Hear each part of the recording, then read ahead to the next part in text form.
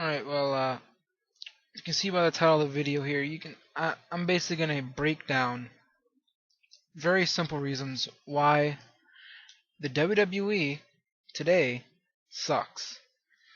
And these aren't very hard reasons to understand. If you've been a fan, for more than what, 2, 3 years, you probably would figure out these reasons very simply. And here we go. I would have to say one of the big reasons why it sucks today is it's just boring. I mean, come on, like, what happens on a Raw? I mean, it's 3 hours. So you're here watching this program for 3 hours on a Monday when there's, football on, there's other shows on. And what are you getting out of Raw? Not getting anything. Well, you get some okay matches, but we get like a couple, like, especially as of late now, it seems like they really want to push the tag team division. And what's WWE's way of pushing a tag team division? Where they take a bunch of singles competitors and just pair them up. Boy, that you just had even though they already had tag teams and Tyler Rex and Kurt Hawkins, you had a tag team there, didn't do anything with them. You have Primo and Epico, don't do anything with them. So you have like a couple other teams, don't do anything with them. You make Kofi Kingston and R-Truth look like complete fucking jokes. I mean, Kane and Bryan in the recent tag match are sitting here fighting with each other, arguing with each other, pretty much wrestling each other in a tag team match, and they can't take advantage of that. They can't, I mean, you just made their characters look like complete fucking jokes. And who knows, maybe that's the intention. I have to realize this is PG wrestling now. And that actually leads into another point. It's PG. And the thing is, I would go as far as to say it's not even PG. It's G. It's G-rated. We're watching G-rated wrestling. No one can deny that. No one can come here and tell me, oh no, it's not. No, it's not. Yeah, we're watching PG wrestling. We're watching, entertainment that's, for people who are above the age of like 5. And we're not. We're watching entertainment that's geared towards 5-year-olds. I mean, did anyone see Cena this past Monday on Raw? Like, what is he? Monkey flipping beehive? Like, bee sting? Like, what the fuck is this guy talking about? Jesus Christ. And the only time we get anything that's kinda edgy, that's kinda good, is when CM Punk comes out, or when Paul Heyman comes out, or when The Rock comes back. And even when those guys are on the show, they always seem to try to water them down, hold them back, and prop up their golden boy, John Cena. And that leads into another issue. John Cena. I'm not one of these, I used to defend the guy a few years ago, when everyone used to rag on him. I used to defend him. Mostly because I thought his work from around 2006 up until parts of 2008, maybe even parts of 2009, maybe, he was somewhat entertaining. He was somewhat entertaining. He could go in the ring. I always thought people kind of undersold his wrestling abilities. I think people always undersold his ability on the microphone.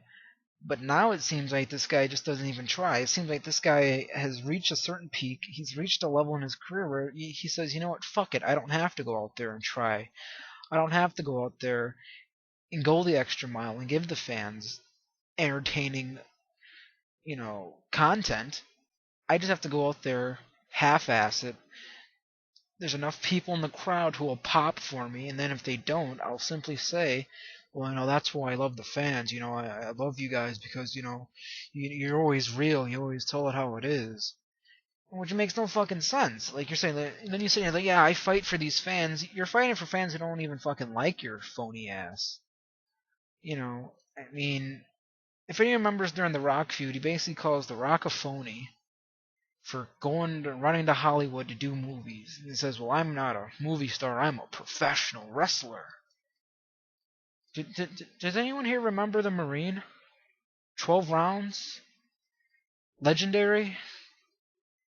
So for him to sit here and act like he's never tried a wrestle, like he never left wrestling and to do movies in Hollywood, it's a fucking lie. The only reason, the only reason he's still around in the WWE is because one, Vince needs him, because they've propped this guy up so fucking high. You can't put anyone over this guy clean. Punk doesn't go over him clean. I mean, come on. You're sitting here, you want to build up this title reign I'm supposed to care about, yet you can't give the guy a clean win? Just one, do they think, if Cena loses clean, that all of a sudden his career is over, oh, that's it for John. Oh, it's gone, it's done for him. I mean, he didn't even lose to The Rock clean at Mania. If he would have just pinned him, wrestling-wise, he would have won the match. But instead, they had to build up the story oh, see, look, he got cocky and tried to mock The Rock. See, look, he pretty much won that match, but see, you know what? He got cocky. Always with this guy, always, no matter what, they're always trying to protect this guy. Everyone always has to look strong. And that's another issue. Everyone doesn't have to fucking look strong. You know what I mean? On Raw, you have fucking Santino fucking almost pretty much whoop guys like Dolph Ziggler's ass. A guy who has the Money in the Bank briefcase, a guy who has charisma, has talent, is going to be a star in the industry. But instead, what are they gonna do? We're gonna put him in a match with Santino, and we're basically almost gonna make him job out to fucking Santino Marella. That's great, WWE. That you know how to build stars. Man, you guys are fucking great at that. And that's another issue. The lack of ability to create stars. They just can't do it anymore. You have certain guys like Punk and Ziggler, who a lot of fans who legitimately like these guys. Basically because they're not John Cena. They're the anti-John Cena. John Cena is your prototypical Vince McMahon, bodybuilder looking guy that he loves. It's well known that Vince has this weird, twisted bodybuilder fetish, which was a prime example when you looked at Raw this past week, when you saw Ryback at the end of the fucking show. I mean, he squashed Miz earlier, and apparently I'm supposed to care about the Miz. I'm supposed to care about the IC title.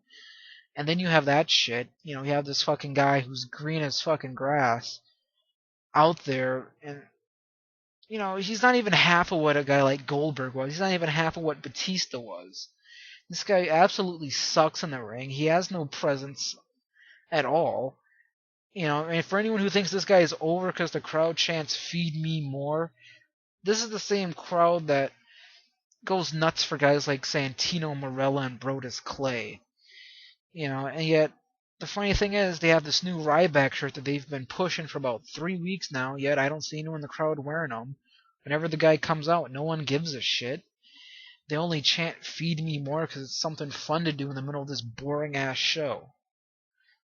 It's just, overall, top to bottom, the WWE just sucks. And I'm holding out hope that maybe this has something to do with Linda's campaign, and once that shit's over, hopefully she loses. Once that's over, maybe we'll get an entertaining product again, but I'm not fucking counting on it.